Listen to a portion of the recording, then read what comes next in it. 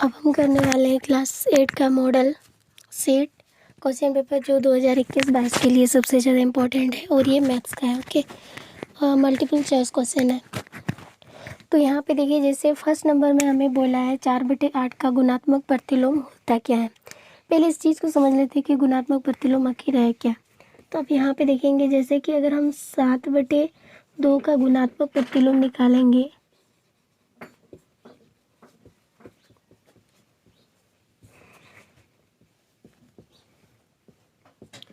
तो ये हो जाता है कि ये नीचे वाला ऊपर चला जाता है और ऊपर वाला नीचे आ जाता है। तो यहाँ पे हो जाएगा 7/2/7। उसी तरह अगर आप 8/9 का करेंगे गुणात्मक प्रतिलोम तो ये निकल जाएगा नीचे वाला ऊपर चला जाएगा, ऊपर वाला नीचे, यानी 9/8। अगर हमें माइनस में दिया हुआ है, जैसे माइनस में 3/4, तो ये क्या हो जाएगा, तो इसका भी गुणात्मक प्रतिलोम जो है ये मतलब ऊपर वाला नीचे चला गया, नीचे वाला ऊपर, ऊपर वाला नीचे। तो यहाँ पे देखिए कि नीचे में हमें माइनस नहीं रखना है, तो इसके लिए एक नियम है कि -1 से ऊपर और नीचे गुना किया जाता है। तो इसका आंसर हो जाएगा -4/3।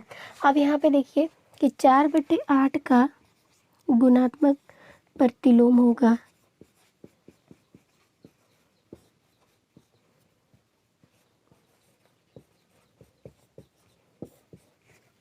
क्या होगा, क्योंकि हमने जाना कि ये नीचे वाला ऊपर चला जाता है, ऊपर वाला नीचे, यानी कि 8/4 होगा वो प्लस में।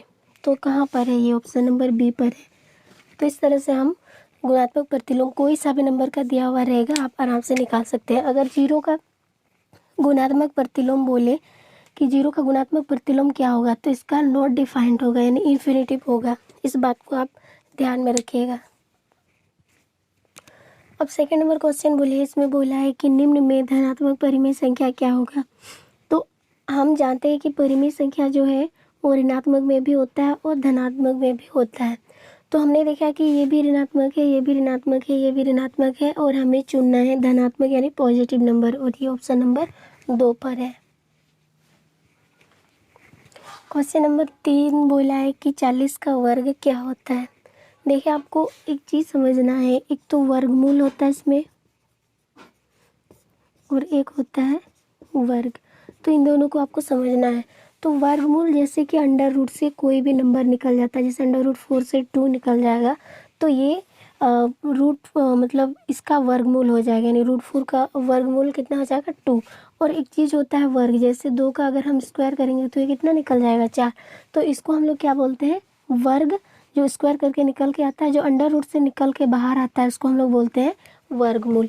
तो अब यहाँ पे देखिए 40 का हमें क्या निकालने बोला है, वर्ग, यानी 40 को हमें 40 से गुना करना होगा। तो आप यहाँ पे देखिए गुना कैसे करेंगे, पहले आप जीरो को गिनेंगे, कितना को है, 2 को है। तो आप यहाँ पे 0 को 2 को साइड से लगा देंगे, और 4 का 4 बार गुना करेंगे तो कितना हो जाएगा, 4 चौके 16, यानी हमारा आंसर कितना आएगा, 16, और ये ऑप्शन नंबर सी पर है।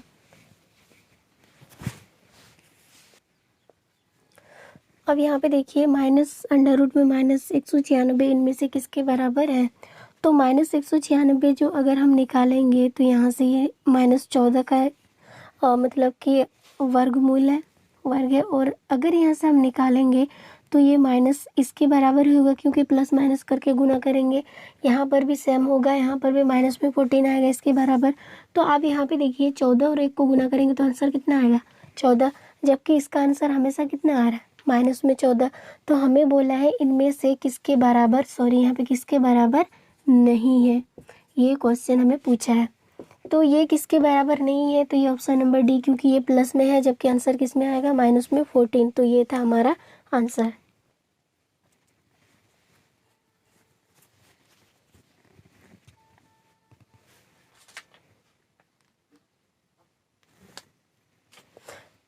अब 5 नंबर में देखिए, यहाँ पे दिया है 32.768 का घनमूल क्या होगा, यानी इसका क्यूब रूट क्या होगा, ठीक है। तो ये किसका है, ये हमें बताना है। तो अब यहाँ पे देखिए ये 32.768 जो है, अगर हम इस 3 को 3 बार खुद से गुना करेंगे, 3 तिया 9, 9 तिया 27, यानी 27 यूनिट डिजिट कितना आ रहा है, 7, जबकि यहाँ पे 8 है। तो तो इसका नहीं होगा। नेक्स्ट अगर हम देखेंगे 5 पच्चे 25 और 25 चौके 125, तो यूनिट डिजिट कितना आ रहा है, यहाँ पे 5 आ रहा है, इसका मतलब ये भी नहीं है। और लास्ट वाला अगर हम देखेंगे 6 का, अगर हम 6 6 36, फिर से लास्ट में यूनिट डिजिट कितना आएगा 6, इसका मतलब ये तीनों का नहीं है। तो बचा कौन, ये 3.2 इन्हीं का क्या है, घनमूल है। क्वेश्चन नंबर 6 बोला निम्नलिखित में से किसका घन जो है वो विषम होगा, मतलब इन चारों में से किसका घन जो है वो विषम होगा। तो अब यहाँ पे देखिए यूनिट डिजिट कितना है 8 है।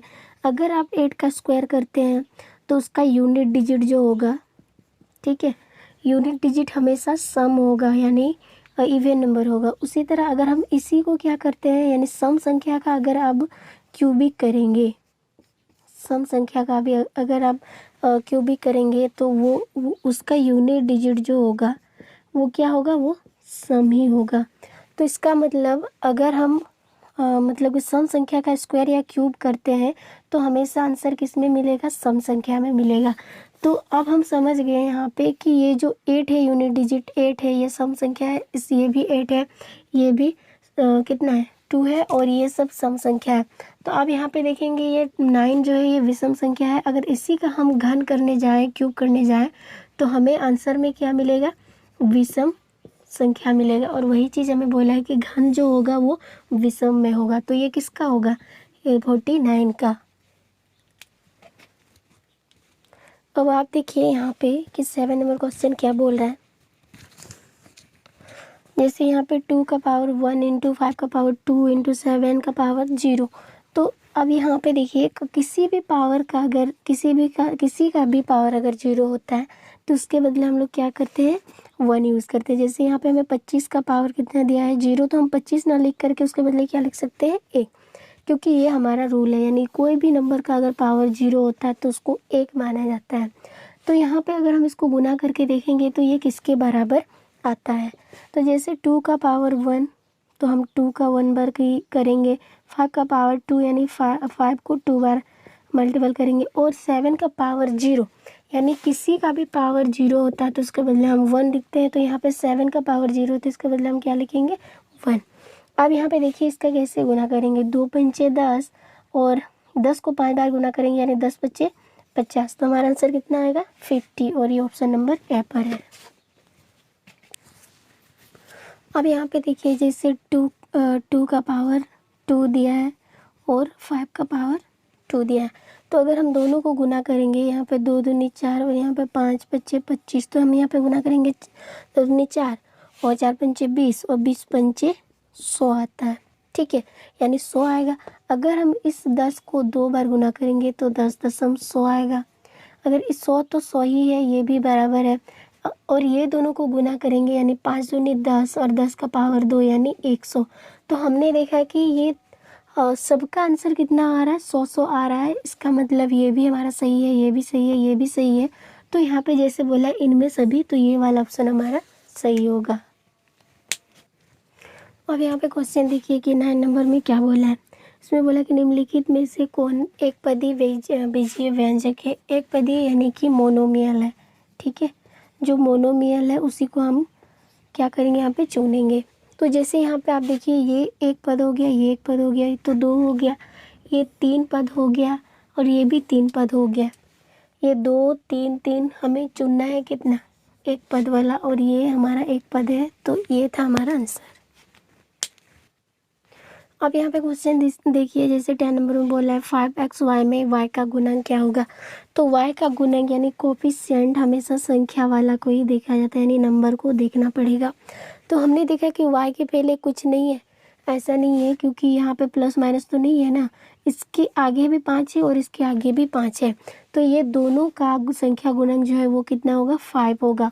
ऐसा मत कर देना कि y का कितना है, इधर वाला हम क्या कर देंगे ए पर मार देंगे, ये गलत है, क्योंकि कोफिशिएंट यानी गुणक का मतलब होता है ओनली नंबर को ही आपको देखना होगा, यानी संख्या को। तो x का भी 5 है और y का भी 5 है। हमें पूछा है किसका, y का, तो y का भी 5 है, x का भी 5 है, तो हम इस पे मार देंगे, ये हमारा क्या हो जाएगा आंसर हो जाएगा। 11 नंबर क्वेश्चन क्या बोला है, इसमें बोला है कि 5m² प्लस में फिर अंडर में यानी ब्रैकेट के अंडर में -4m², फिर प्लस में 11m², ये बराबर किसके होंगे। तो ये सबको हम क्या करेंगे, योग करेंगे, यानी 5m² और ये प्लस माइनस जब भी नंबर का गुना होता है तो एक माइनस एक प्लस रहने से आंसर हमेशा माइनस में होता है, यानी माइनस में 4m² फिर प्लस में कितना 11m²। आप देखिए यहाँ पे यानी वेरिएबल जो है ये दोनों ही क्या है, तीनों में ही सेम है, यानी m² है। तो इन सबको हम क्या करेंगे, ये प्लस वाला को पहले एक पास करेंगे, यानी 5m² प्लस 11m², इसमें जोड़ने में हमें आसानी होगी इसीलिए हमने ऐसा किया है।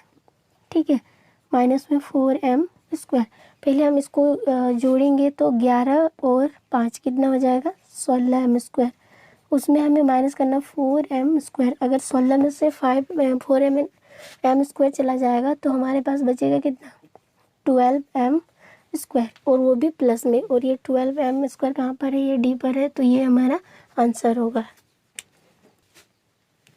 अब क्वेश्चन नंबर 12 देखेंगे। जैसे यहाँ पे हमें दिया है 9x माइनस में 27xy का गुणनफल यानी गुणनखंड क्या होगा।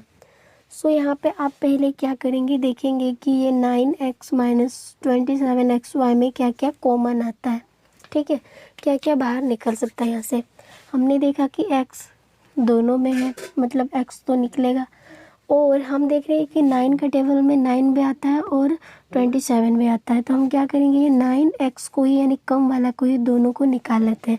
अगर हम 9x को निकालेंगे तो इसके साथ क्या क्या है 1 है, और प्लस माइनस माइनस और 9 तिया 27, और इसके साथ क्या बचेगा y, क्योंकि y तो दोनों में कॉमन है नहीं। तो ये था हमारा इसका गुणनखंड, और ये किस कहाँ पर मैचिंग हो रहा है 9x यहाँ पर, तो हमारा ऑप्शन नंबर बी सही होगा। अब देखिए 13 नंबर में क्या बोला है कि इसमें 2x प्लस में 3x² प्लस में 4x² का सौ गुणनखंड यानी कॉमन फैक्टर क्या होगा। ठीक है, ये क्या होगा इसको हमें जानना है। तो पहले हम क्या करेंगे, पहले 2x का निकाल लेते हैं, 2 × x यही है, फिर 3x² का अगर हम निकालेंगे तो 3 × x × x, और इधर हम देखेंगे कि इसका 4x² का देखेंगे तो ये किसका में आता है 2 × 2 यानी 4, फिर गुना में कितना आएगा x × x। अब यहाँ पे देखिए क्या क्या कॉमन आएगा। तो सबसे पहले आप देखिए यहाँ पे 2 है और यहाँ पे 2 है, क्या यहाँ पर 2 है नहीं है, तो 2 नहीं आएगा कॉमन फैक्टर में। उसके बाद यहाँ पे केवल 3 है और दूसरों में नहीं है। तो हमने देखा है कि x जो है ये तीनों के तीनों में आ रहा है, तो इसका कॉमन फैक्टर जो है यानी 2x प्लस 3x² प्लस में 4x² का जो कॉमन फैक्टर होगा वो क्या होगा x, और ये किस पर है ऑप्शन नंबर बी पर। अब यहाँ पे क्वेश्चन देखिए कि 5x प्लस 4 = 9 में हमें किसका मान फाइंड करना है x का। तो हम इस तरह का समीकरण सॉल्व करने जान चुके हैं। तो जैसे यहाँ पे हमें दिया है 5x प्लस 4 = 9, तो हमें किसको अकेले करना है x को। तो पहले देखिए x 5 को नहीं छोड़ सकता है जल्दी, ठीक है, तो 5x रहने दो। और हम जब भी समीकरण सॉल्व करते हैं कि प्लस के नंबर अगर प्लस वाला उधर चला जाता है बराबर के उधर तो ये माइनस में बदल जाता है, और माइनस वाला प्लस में, और गुना वाला डिवाइड में चला जाता है, और डिवाइड वाला गुना में, इस तरह से ये चेंज होता है। तो सबसे पहले ये 5x के गुना में है तो इसको नहीं छोड़ेगा जल्दी। यहाँ पे देखिए अब क्या है 4 के पास प्लस है, और हम जानते हैं प्लस के नेक्स्ट वो मतलब कि बराबर के उधर जाने से वो माइनस में बदल जाता है। पहले से यहाँ पर 9 है और प्लस 4 का -4। अब यहाँ पे हम क्या कर सकते हैं, इसको माइनस कर सकते हैं। 4 में 9 में से 4 चला गया तो 5 और 9 बढ़ा, इसलिए आंसर भी प्लस में होगा। अब देखिए अब भी आंसर नहीं आया क्योंकि हमें क्या निकालना है अकेला x के साथ 5 है, इसको नहीं रहने देना है। तो हम क्या करेंगे यहाँ से, तो यहाँ पे देखिए यहाँ पे 9 लिखा गया था, सॉरी यहाँ पे क्या है 1 है। अब देखिए यहाँ पे हम क्या करेंगे x का मान फाइंड करेंगे। तो ये 5 तो पहले से, इस 5 को अगर गुना वाला इधर आता है तो ये डिवाइड में आ जाता है यानी बट्टे में। तो 5 का 5 यानी एक बार में कट हो गया, और ये ऑप्शन कहाँ पर है, ये ऑप्शन नंबर ए पर है। अब यहाँ पे क्वेश्चन देखिए कि 15 में क्या बोला है कि 8 = Q + 3 का हल यानी फाइंड क्या होगा, यानी हमें किसका मान निकालना है, Q का मान निकालना है। सो हम क्या करेंगे, सबसे पहले यहाँ पे 8 रहने दो, Q + 3।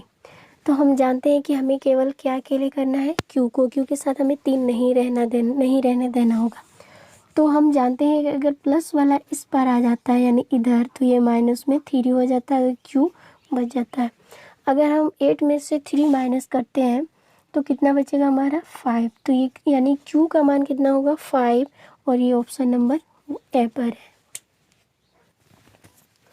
अब 16 नंबर क्वेश्चन देखिए, जैसे यहाँ पे बोला है एक कुर्सी का अंकित मूल्य, ठीक है, यानी इसका जो दाम है, कंपनी दाम है, वो 700 रुपया है। इसमें 10% यानी 10% बट्टा या डिस्काउंट उसको बोल सकते हैं, दे रहा है, देकर इसे बेचा गया है। अब कुर्सी का विक्रय मूल्य क्या होगा, मतलब कि जो कंपनी दाम है 700 रुपया, उसमें से 10% मतलब छूट दे रहा है, उसके बाद छूट देने के बाद कितना रुपया होगा उसका हमें फाइंड करना है। तो यहाँ पे हम क्या करेंगे, पहले कुर्सी का अंकित मूल्य निकाल लेते हैं। ये तो निकला हुआ है, मतलब लिखेंगे यहाँ पे कुर्सी का अंकित मूल्य कितना है 700 रुपीज़, ठीक है। और इसमें जो बट्टे दे रहे हैं यानी डिस्काउंट दे रहा है वो कितना है 10%, ठीक है। अब 10% घटा के अब कितना रुपया देना पड़ेगा, यानी कितना में वो बेचेगा, विक्रय मूल्य हमें ज्ञात करना है। तो सबसे पहले हम निकाल लेते हैं 700 का 10% कितना होता है, यानी 700 में से 10% यानी कितना रुपया घटौती होता है। तो यहाँ पे 700 गुना 10 और परसेंटेज हट जाता है तो नीचे 100 आता है। तो ये 00 से ये 00 को क्या कर दिया, कट किए, और यहाँ पे 7 गुना 10 = कितना हो गया 70 रुपया, यानी 700 रुपया में से 70 रुपया क्या हो रहा है, घट रहा है। तो अब हम देखेंगे यहाँ पे कि 700 रुपया में यानी अगर हम 70 रुपया को घटाएंगे तो ये कितना में बेचेगा, अब इसका पता चल जाएगा। तो 0 से मैंने 0 माइनस किया और यहाँ से लेके गया 10, 10 में 7 गया 3, यहाँ पे कितना बचा है 6, यानी 600 रुपया में अब इस कुर्सी का दाम है। पहले कितना था 700, 700 से 10% कम हो गया, मतलब कि हमें पूरा 700 ना दे करके 630 रुपया देना पड़ेगा, जो कि ऑप्शन नंबर सी है।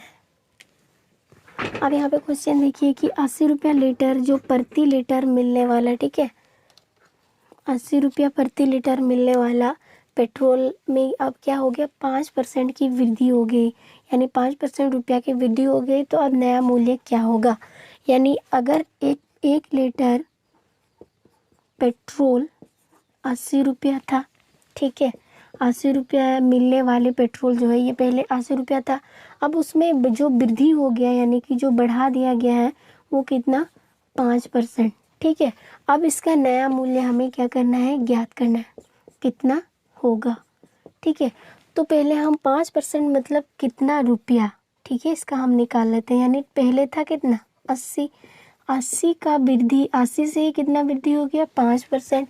तो हम यहाँ से 80 गुना 5% हटेगा तो नीचे आ जाएगा 100, और ये 0 से ये 0 हम कट कर दिए। फिर यहाँ से 2, 5 दूनी 10 और 2 4 8, यानी कि कितना रुपया का वृद्धि हो गया 4 रुपये का वृद्धि हो गया। तो पुराना जो मूल्य था वो कितना था 80, और जो नया मूल्य निकल के आएगा यानी कि पहले था 80 में नया मूल्य यानी 4 रुपया, 5% का मतलब 4 रुपया वृद्धि हो गया, उसको अगर हम ऐड कर देंगे तो 48 रुपीज़ में, यानी अब प्रति लीटर पेट्रोल 80 रुपया का मिलने वाला अब कितना में मिलेगा 84 में, और ये ऑप्शन नंबर सी जो है वो हमारा आंसर है।